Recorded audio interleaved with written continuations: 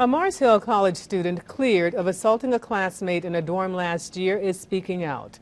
Charges of aiding and abetting assault against Justin James, Kevin Wright, and Shahid Fitzgerald were dropped.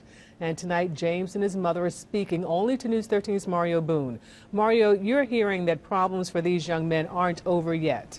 That's right, Darcel. The young men say their rights as students haven't been fully restored, including the privilege to play sports and now a lingering criminal arrest record.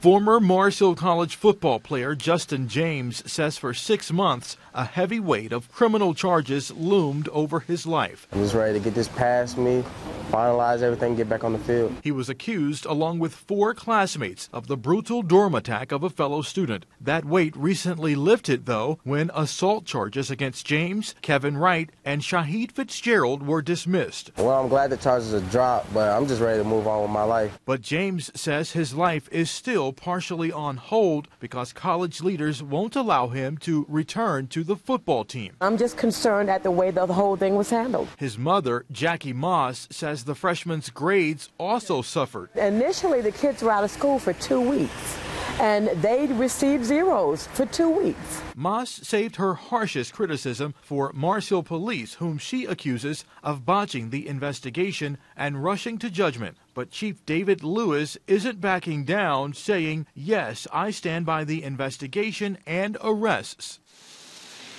Back on campus, reaction to the outcome is mixed. I feel that the case should have been investigated more. I don't really know what to say about that because I was pretty sure that those might have been the guys that were guilty for it. With the criminal case over, mom and son shifting their focus to expunging his record and getting James back in good standing at school. This is a Christian school.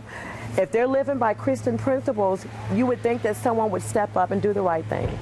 Now, 2 students did plead guilty to the assault. They were sentenced to probation, and not long ago, a college spokesman declined to comment in this case, but he does tell me they are now looking into more on how to restore these players back to their rightful status.